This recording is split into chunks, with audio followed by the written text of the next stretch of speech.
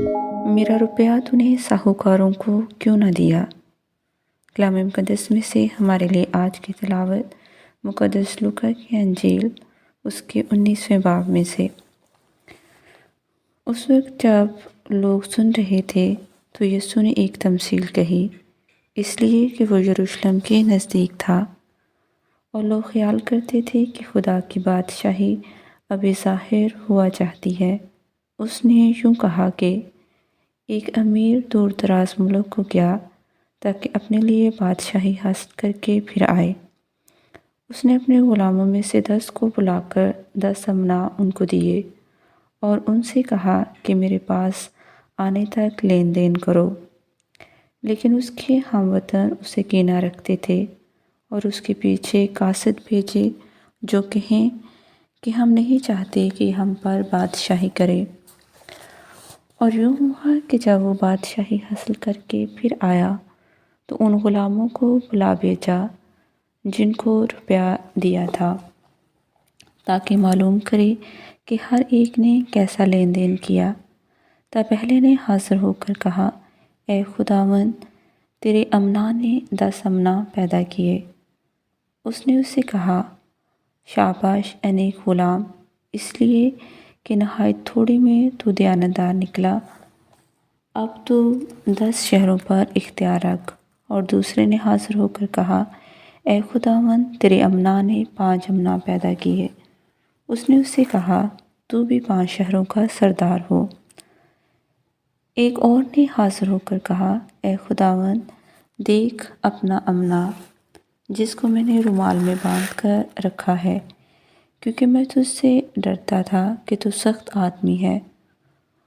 जो तूने नहीं रखा वो उठा लेता है और जो नहीं बोया वो काटता है। उसने उनसे कहा, ए शरीर ग़ुलाम, मैं तेरे ही मुँह से तेरा इंसाफ करता हूँ। जब तू जानता था कि मैं सख्त आदमी हूँ और जो नहीं रखा वो उठा लेता और जो नहीं बोया काटता हूँ, तो मेरा रुपया साहूकारों के हाथों ने क्यों न रखा कि मैं आकर उसे सूद समेत ले लूँ। तब उसने उनसे जो हाज़िर थे कहा कि अमना उससे ले लो और उसे उसको दे दो जिसके पास 10 अमना हैं। तब उन्होंने उससे कहा, ए खुदावंद, उसके पास 10 अमना तो हैं, बस मैं तुमसे कहता हूँ कि जिसके पास है उसको दिया जाएगा और जिसके पास नहीं है उससे वो भी ले लिया जाएगा जो उसके पास है। लेकिन मेरे उन दुश्मनों को जिन्होंने ना चाहा कि मैं उन पर बादशाही करूं, यहाँ लाओ और मेरे सामने कत्ल करो। जब वो ये बातें कर चुका तो यरूशलेम की राह लेकर आगे आगे चला। पाक कलाम के पढ़े और सुने जाने पर खुदा की बरकत हो। अजीज़ मोमिनीन, मैं फ़ादर इरफान क्राइस्ट टोपी सेंट डोमिनिक पैरिश भावलपुर से आज की मुबारक सुबह आप सबके साथ खुदा यीशु अल मसीह का ज़िंदा कलाम बांटने के लिए हाजिर हुआ हूँ। हम लतूरिया इस साल के आखिरी हफ्ते में से गुज़र रहे हैं। ये तिलावतें हमें यौम आखिरत के बारे में आगाही फराहम करती हैं। आज की पहली तिलावत हमने मकाबियों की दूसरी किताब में से सुनी है। मकाबियों की दूसरी किताब में उस माँ का वाक़या हम सुनते हैं जिसने अपने 7 बेटों को कुर्बान होने के लिए पेश कर दिया। जैसे जैसे उसके बेटे कुर्बान होने के लिए जाते थे, बादशाह के हुज़ूर में वो अपने बेटों का हौसला बढ़ाती रही, उन्हें हिम्मत दिलाती रही कि वो गैर मबूदों के सामने सर ना झुकाएं, उनकी इबादत ना करें, बल्कि वो खुदा की राह में अपने आप को कुर्बान होने के लिए पेश करें।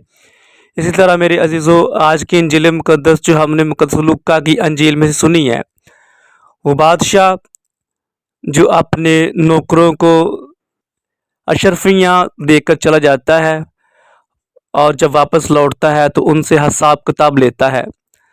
तो हिसाब किताब जब लेता है तो उनसे पहला नौकर हाजिर होता है और फरमाता है कि ए मालिक, ए बादशाह, तूने मुझे 10 दिए थे, 5 दिए थे, उन 5 से मैंने 5 और करवा लिए, यानी उसके पास 10 हो गए।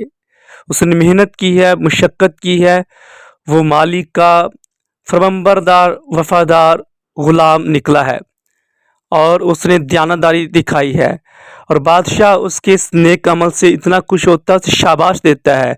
क्या दयानतदार और नेक गुलाम, शाबाश, मैं तुझे कसरत का मालिक बनाऊंगा।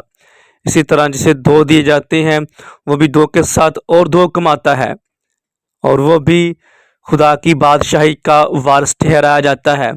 और एक तीसरा गुलाम वो है जिसे एक दिया गया था, वो उसको इस्तेमाल करने की बजाय उसके साथ सरमायाकारी करने की बजाय उसे छुपा देता है, उसको इस्तेमाल में नहीं लाता, जिसके बारे में बादशाह के यानी मालिक के यही अल्फाज हैं कि ऐ सुस्त और निकम्मे गुलाम, तुझे अंधेरे में डाल दिया जाएगा। तो इसी तरह मेरे अजीज़ों, आज हम पाक माँ कैथोलिक कलीसिया के साथ मिलकर मुकद्दसा सिसिलिया कंवारी का यौम यादगार भी मनाते हैं। मुकद्दसा सिसिलिया जो नहायत ही एक खूबसूरत दोशीज़ा थी, और जिसे जबरन एक गैर मसीही के साथ जिसकी शादी कर दी गई, ये म्यूज़िक के हवाले से जानी जाती है।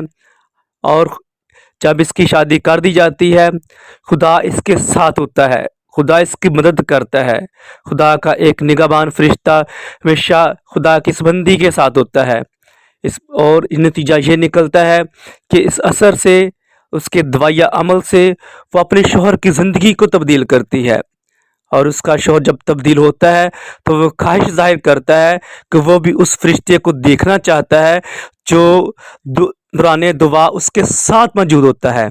तो ये मुकद्दसा अपने शौहर को बपतिस्मा लेने के लिए बोलती है कि जब वो बपतिस्मा लेगा तो वो उस फरिश्ते का दीदार कर सकेगा। और जब वो मसीहियत को कबूल करता है, मसीह को अपना निजात दहिंदा मानता है, तो वो भी दुआने दुआ फरिश्ता को इस मुकद्दसा के साथ पाता है। और जब दूसरे हाकिम वक्त को इस बात का इल्म होता है कि ये दोनों भाई जो हैं, उसका हस्बैंड और उसका जो भाई है, उन्होंने मसीहियत को कबूल किया है, तो उन्हें कत्ल कर दिया जाता है। और इसी बिना पर इस मुकद्दसा सिसिलिया को भी कैदी बनाकर ले जाया जाता है और उस पर तशद्दुद किया जाता है। और यूँ होता है कि उसे आग में जलाया जाता है, और मोजज़ाती तौर पर यह मुकद्दसा की ज़िंदगी जो है बच जाती है और वह जलती नहीं है। और उसे मसीह होने के नाते से उसका सर कलम कर दिया जाता है, और सर तन से जुदा नहीं होता, बल्कि वो शदीद ज़ख्मी हो जाती है। 3 दिन इसी अलमनाक सूरत हाल बर्दाश्त करने के बाद आखिरकार अपनी जान जो है खुदा उनको सुपुर्द करती है। इससे वो तमाम म्यूज़िशन जो म्यूज़िक प्ले करते हैं, म्यूज़िक बजाते हैं, उनकी ये मुरब्बिया कहलाती है।